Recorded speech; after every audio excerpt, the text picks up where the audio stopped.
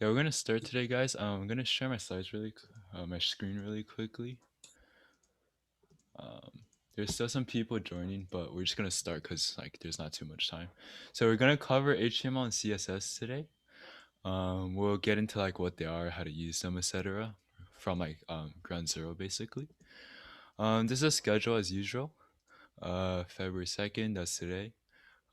Then it's every other week like usual. There's nothing really like special is going on. And then hopefully you guys do have VS Code downloaded because that'd be pretty cool. Or like some sort of code editor. If you don't, it's never too late to download. I can send this link in the chat. But we also have some like alternatives if you like don't have it downloaded or it doesn't work for some reason or just some reason you can't get it to work. So these two websites, jsfiddle and jsbin.com, they're both like pretty good websites, coding playgrounds for like HTML CSS that like can help render if you don't have a VS Code or editor. Personally, I think JSBin is a bit simpler. There's not too much going on here. But they both work. JS Fiddle is a bit better for like collaborating and saving and sharing it across. But both are like good enough to suit your needs. So like if you don't have a code editor and you want to follow along, recommend using one of these. And then I think we're just gonna get started. So Zenkai is gonna start first and he'll talk about HTML.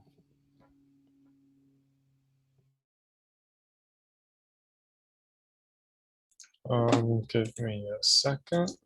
Um,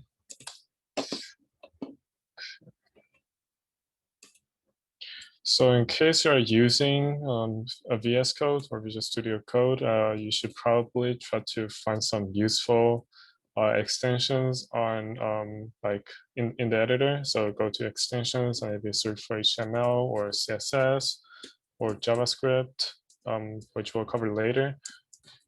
Java, not Java, JavaScript. Okay, these are two different languages. And but for now, we probably don't need. You probably don't need it because we'll just do a demo or like a crash course. And so I will not be using VS Code, but it doesn't really matter. Also, I recommend this plugin called Emmet.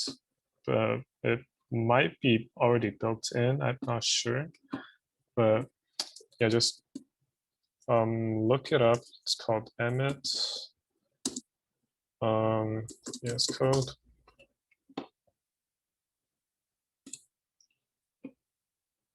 Yeah, it's probably built in right now, but you should read more on it. It simplifies like HTML like so much. And yeah, okay, let's get to this. Okay,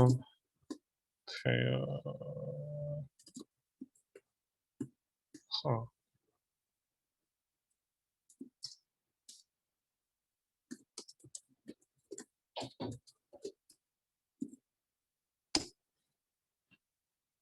Okay, okay, so we'll do a quick introduction to web development. So web development is the process of making website. And then what are the parts of a website? Well, you have the front end, which is the stuff that the website shows on your computer. And so every time you visit a website, the server that serves the website gives you some HTML code, some CSS style sheets, and some JavaScript. So HTML is used for displaying, like storing or encoding the structure and the content of the website. So the structure includes columns, tables, basically how the page is laid out. And the content are, like substance of the website. So text, images, tables, etc. So CSS on the other side, it's a language that makes the website, basically the HTML, look pretty. So here's a picture that kind of represent the relationship. So yeah, HTML on its own is pretty ugly, and then if you have CSS, it's much better. And Yeah, JavaScript, on the other hand, is a like a browser side programming language that allows the website to do fancier stuff. So yeah, it makes the page dynamic, and we'll talk about it later. But right now, let's just focus on how to make the page look like how to make the page look like the actual like website first. So yeah, so the front end stuff is what we focus on today, and I'll just glance over like what backend is. So the backend is on the server side. So the server is like the computer that's like that a company or whatever entity owns that that serves the website content whenever you make a request to it. So when you type google.com, your browser sends a request to the Google servers, and one of them sends back a response with HTML, CSS, and JavaScript code. And yeah, and the backend needs some kind of a server-side script, and all kinds of programming languages can be used as the server-side script. And they often also use a database, which we will not cover today. And it's a bit more involved than the front end. That's why we're not covering it today. Yeah, so yeah, how do you actually, so when you type google.com, what actually happens is that the browsers, you don't have to understand everything here, but I'm just going to cover it anyways.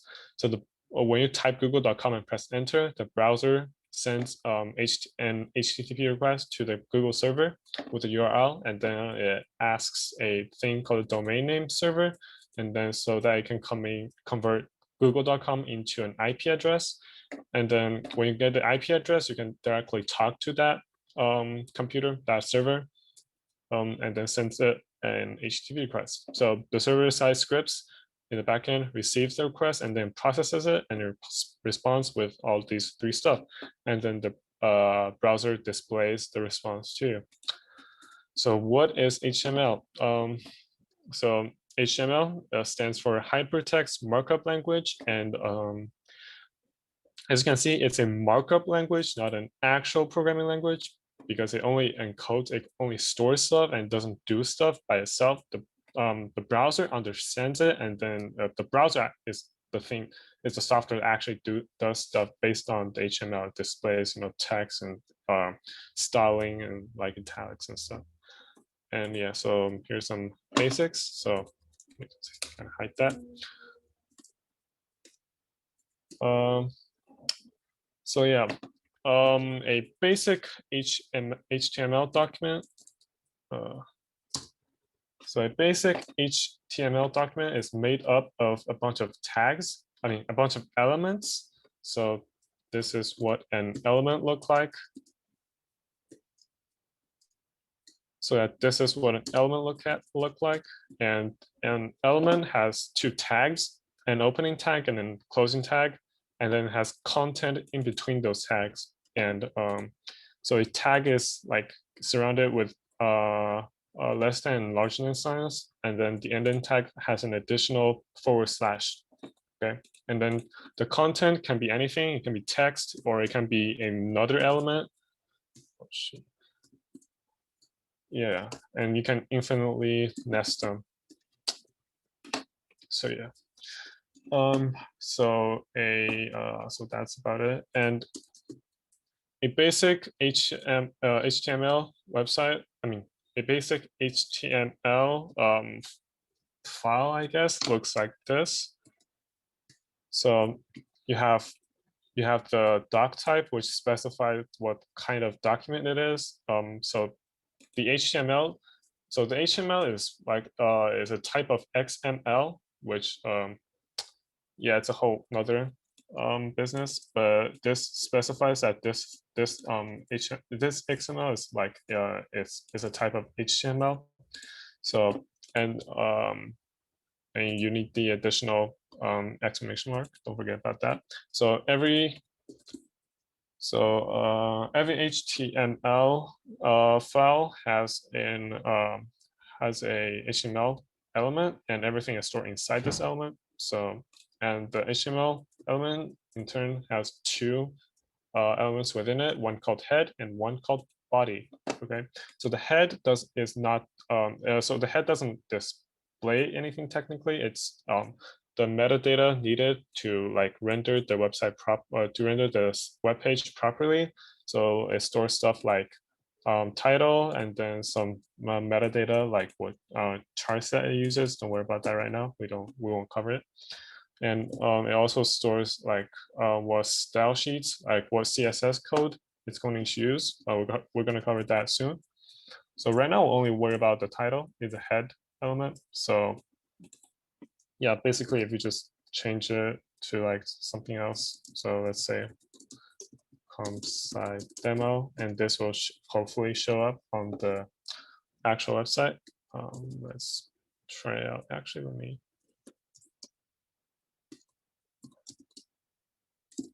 Okay.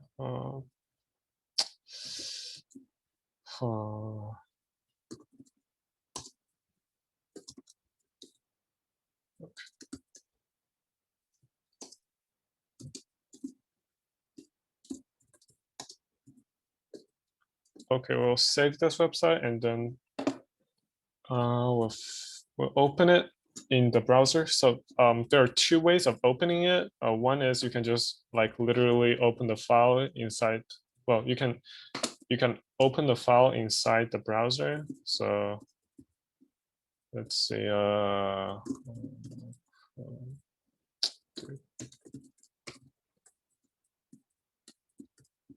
Let's see. Let's say index.html. Hopefully it works. Yeah, it works because we can see that the title has been set like successfully. And or you can run a server using Python. And this basically runs a mini server on your computer, and then you can access the server through this port 8080. So localhost 8080. Oh shoot, I haven't run this command yet, that's why. Yeah, so now the server is running, and yeah, your browser will automatically make the request for you. So now this site has been loaded correctly. Don't worry about what port is right now. You just have to know that it's a number that your browser need to access the right server. Okay. And localhost basically represents your own computer, and colon separates the host name from the port number. Okay. So now don't have to worry about that. And let's see. Okay. So now, God.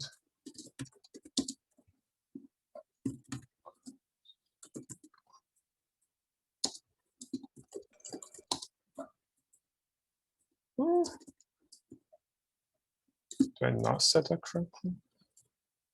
Oh, don't need the quote. Okay, cool.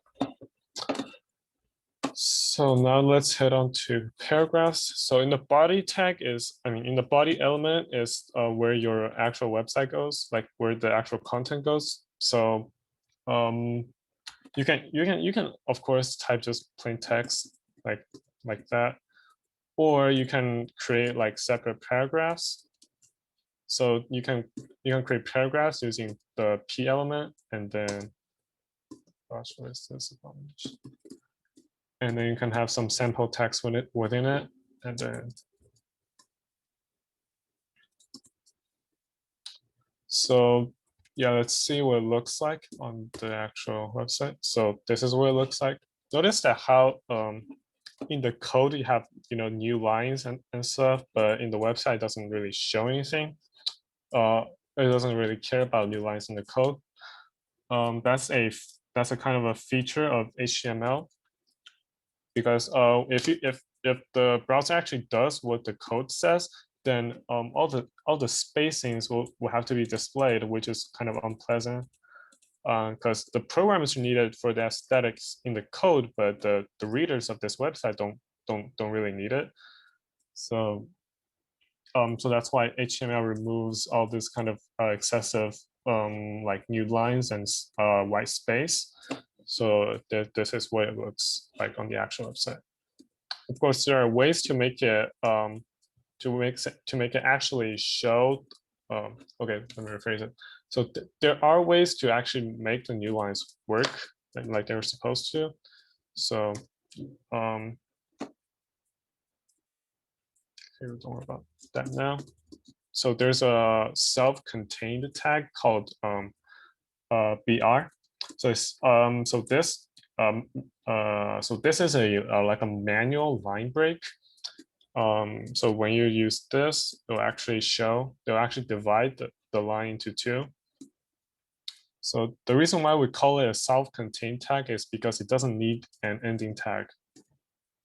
It doesn't need an ending tag. So this is actually erroneous. So let's just remove that.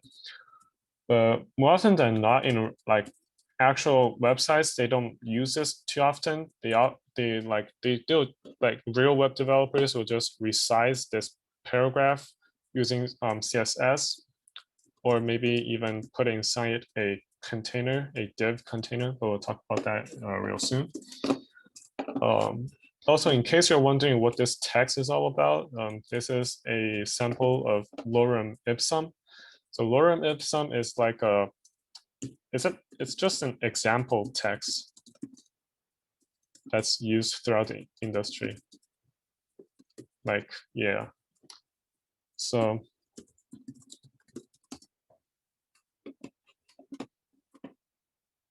it's a placeholder text. So basically it just helps you see what the website looks like without actually having any content in it. So yeah. If you use VS Code, and you can just type lorem and then press tab or whatever, it'll actually give you a short snippet of lorem ipsum, provided that you install the right. You should have it already. So probably don't need an extension for that. So there's also styling. So in case you want to make something bold, you can surround it with the B tag. You can surround it with the B tag to make it bold. Smaller page. So bold. You can also make an emphasis, and it has the same effects. The only difference, oh wait, never mind. It's actually strong. You can also use a strong tag. The only difference is the semantics. Like, you can Google about like what it actually means to have a strong versus what it actually means to have a bold text. So I'm not going to go too deep with that. But you use strong when you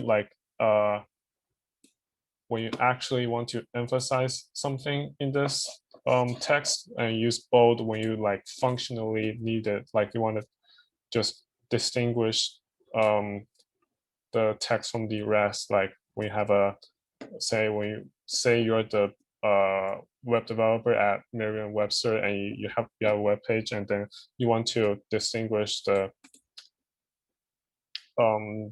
word from its definition, and that's when you use bold instead of strong, because that doesn't fit semantically. And likewise, you have italics on the I tag.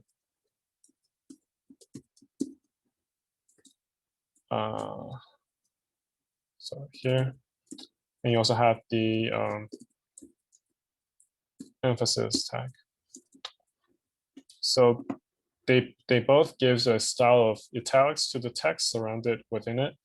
But the only difference is, of course, semantics. Yeah. And there's also a strike through.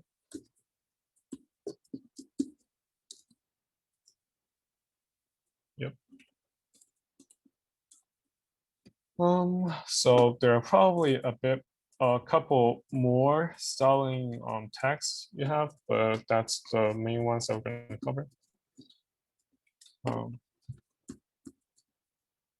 Yeah, also there is another self-contained tag called the horizontal rule.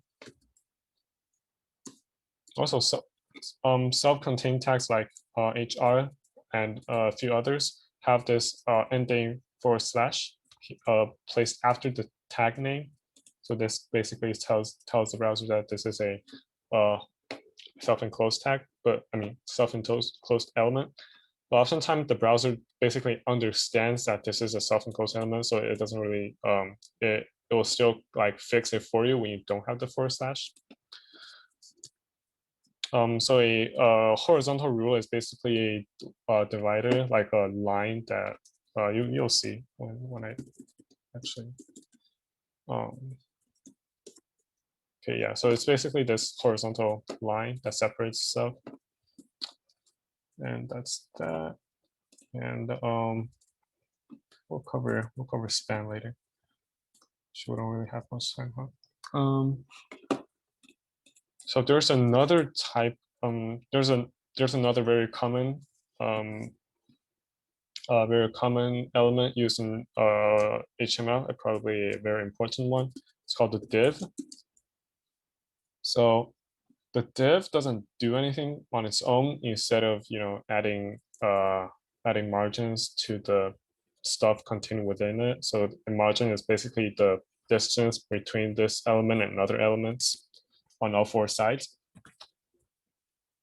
Um, but even though it doesn't do anything, it serves as a helps you kind of stylize the stuff within it without going through all of them and then type styles. And so instead of doing that for all of the stuff within it, you can just move this to here, style equals blah blah blah. So this way you will stylize everything that's within it, and the style. So this style option, or a more accurately called attribute, lets you stylize the HTML code with CSS. So this is one way of using CSS in the code in HTML, and it's usually not very preferred unless the CSS code is very short. So okay, yeah, we'll cover CSS. Ariel will cover CSS later, but for now, I'm also gonna cover. There's another. So instead of specifying the styles directly inside HTML, you can also include stuff. You can also include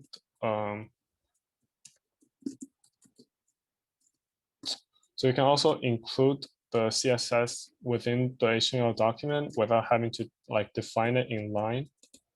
Like defining in line would be using the style attribute, but it's recommended that you use poly styles inside a separate style sheet file.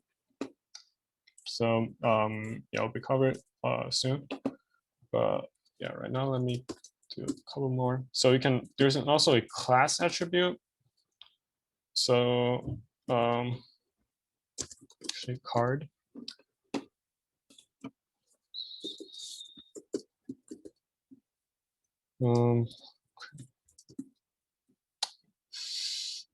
So yeah, let's say you want to stylize this div as a box with some shading below it, and you can say that, hey, I want it to look like a card. So you assign the card class to this div, and then inside the CSS you can specify how the browser can stylize this card div to make it look like actual card.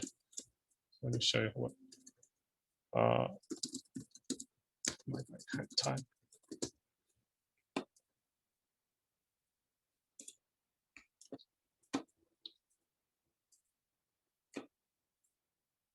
But basically, so this is what I mean when I say card, like in the context of web design.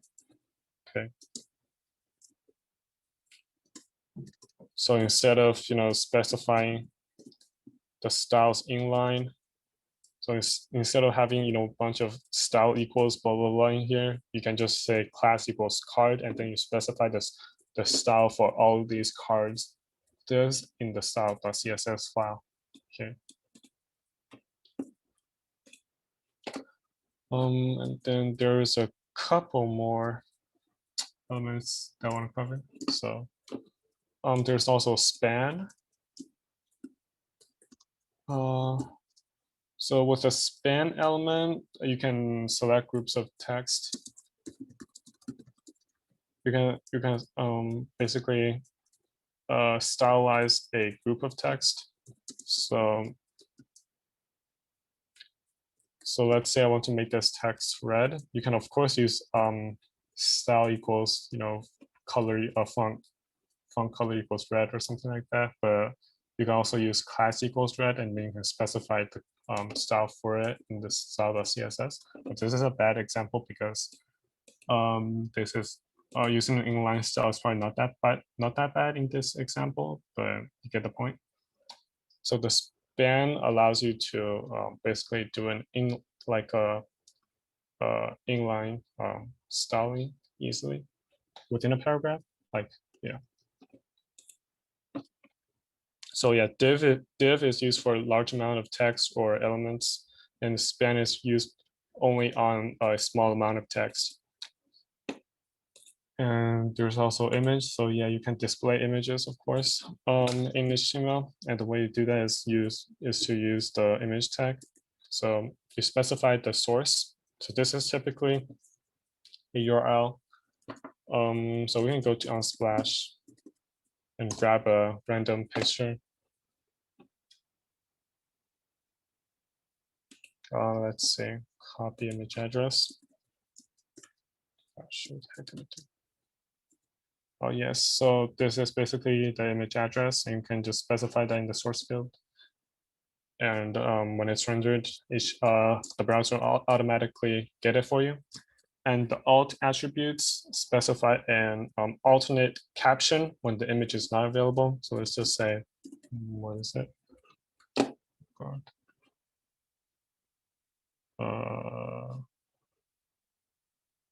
Yeah, whatever. Just say snow. I'm not sure what that really is, but we save it and then reload. And here's a picture, but this is too big, so we can use the style. We can use the style attribute to make it look like neater. Let's say the width is equal to 400 px. Px means pixels, and yeah, 400 pixels should be fine. So yeah, that's how it looks. Okay. Okay, yeah. Okay, we'll transition to CSS. So Eric will talk about what you can include in this style sheet file here. I'm gonna end the sharing. Yeah, okay, so I'm gonna start sharing right now. Zenkai, can you also send me the file just through the Zoom chat so I can just update my side? Sure. Yeah, thank you. So anyways, we don't have too much time. Um,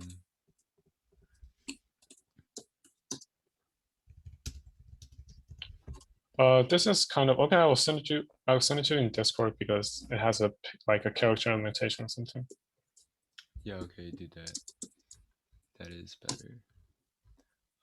So a lot of stuff going on right now, but basically we're gonna quickly go over some CSS.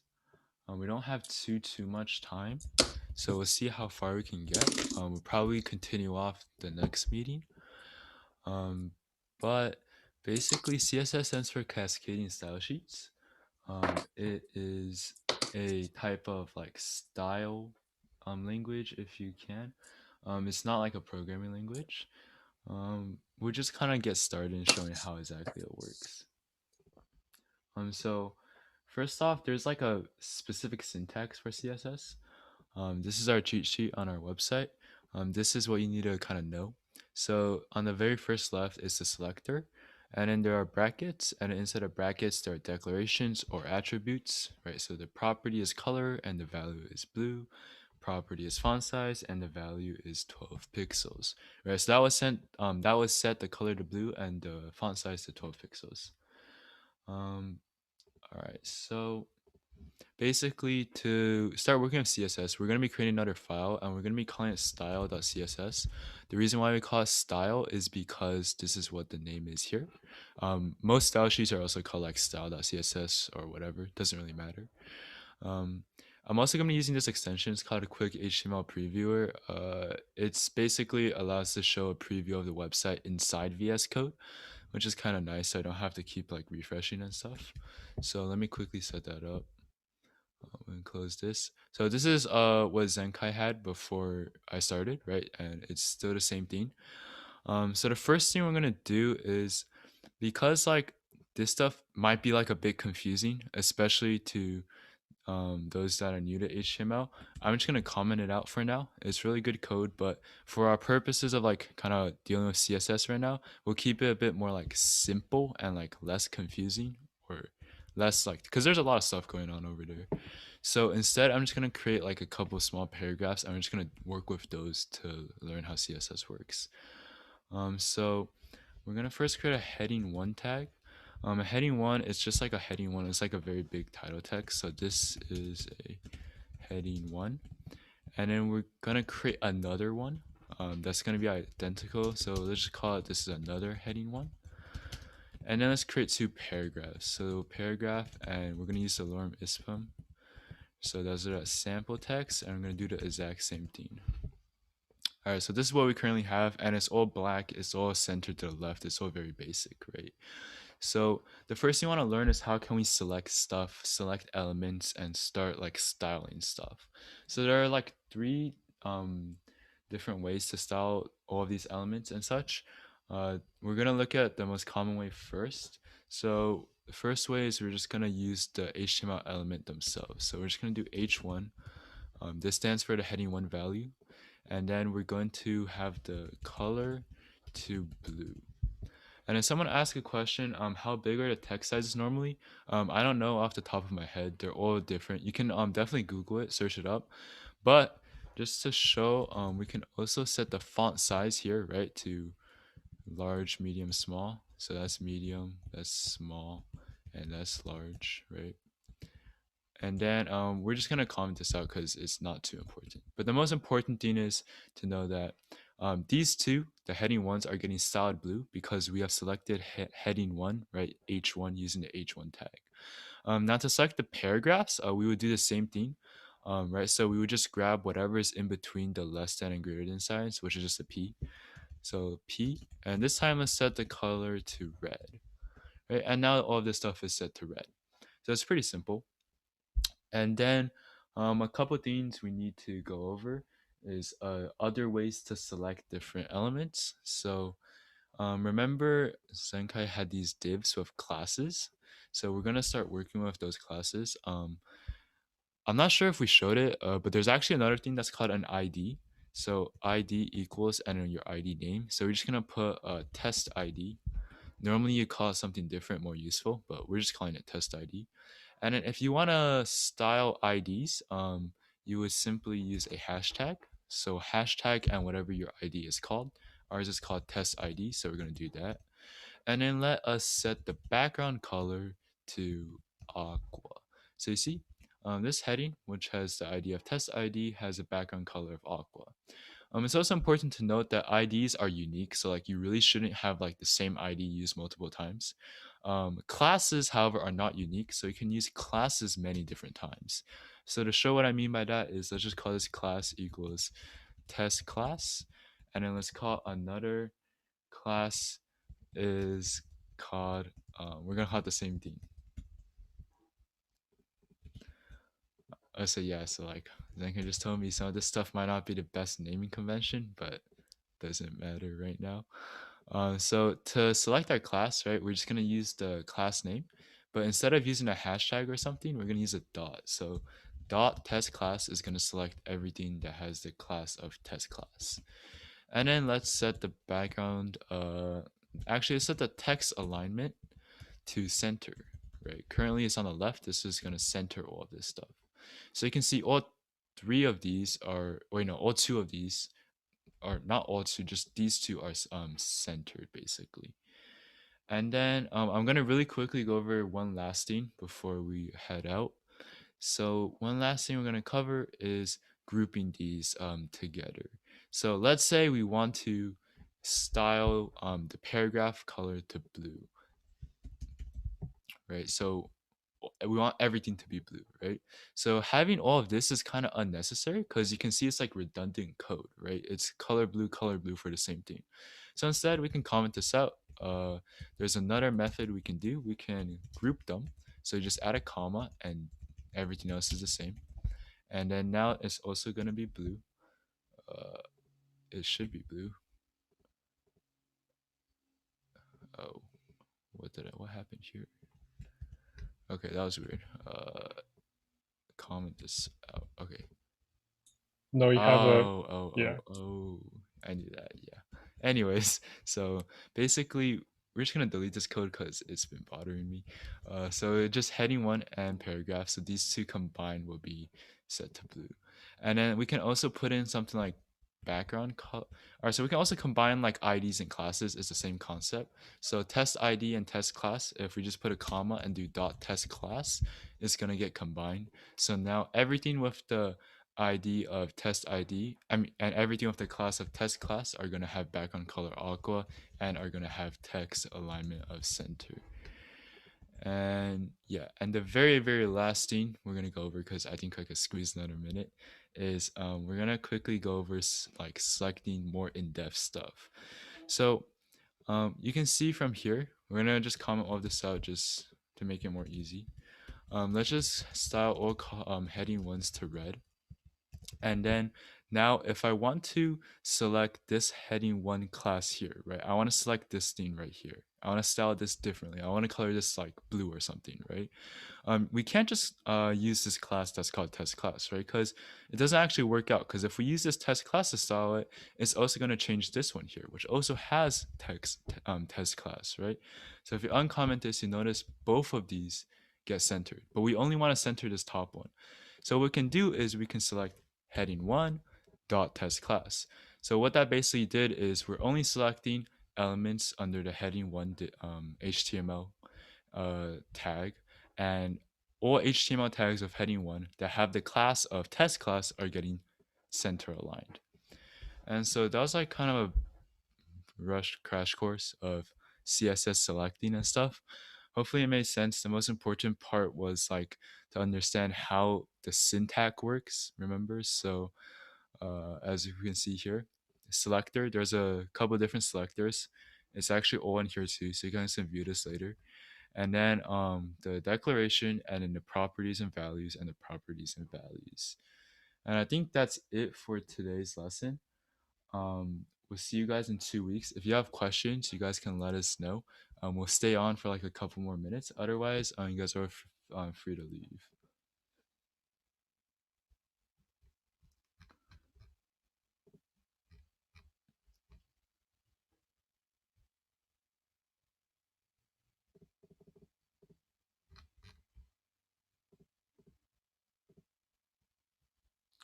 So there's a question, it says what size is too big?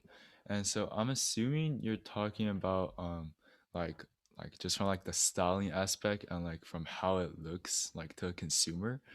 Um Normally the rule is to have the text bigger than like normal. Yeah, so like if you notice like on this website, right, the text is decently large. And it's also important, another rule is like unwritten rules to kind of have like a good amount of spacing in between everything. So like there's like some good spacing here, there's some good space on this side. It's also important to like keep like a set font. So all of the fonts very like set and it's not really changes too much. Normally you only use one or two fonts, and then also you normally just try to stick to make it like very structural and like not like varying like crazy, so everything's like kind of structured. This is bolded, this is also bolded, right? These titles have like this little hashtag in front of them, whatever. um you can Google on the web more. There's like more in-depth stuff about like tips and tricks like for like sizing stuff and etc. But I think the most important thing is just to keep it simple. As you notice, there's not too many colors, just everything's very simple. um Or unless you're like extremely artistic and like you're really good with colors and stuff, you can make it like really fancy. But otherwise, I'd recommend to keep everything simple. Yeah, so to change the font, basically, uh, so let's say the heading one, right? So I don't know what font this is. This is like a default font. I forgot what its name was, but we can change it. We can change like font families and stuff. But we can just let's change the font family, right? Um, I don't know any fonts off the top of my head. Uh, so let's find one off Google. Some Just go to like Google, yeah, like Google, okay. just go back to Google Slides and be check what fonts it has. Oh, yeah, it's okay. Times New Roman. All right, so actually, it's that one's too long, Georgia. So to change font, you would just put font family Georgia, and then it would get changed. You see now these are like all different, right? Um, really quickly, the reason why it's called font family is actually because font family, it contains like multiple fonts. So like the reason why it has multiple fonts is because if like your browser cannot load Georgia font for some reason, it's incapable, it had an error or something, it loads the second font underneath it. I don't know what the second font underneath a Georgia font family is, but basically that's how it works in theory. Everything's all on the web, so if like you guys are more interested, you can always find out more about it. Look, so see, it mentions the fallback system. So if the browser does not support the first font, it tries the other ones.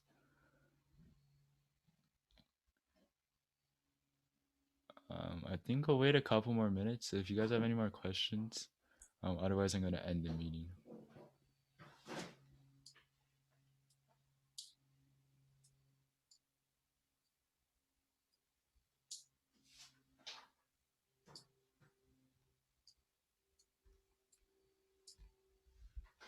I wonder how many of them are actually listening.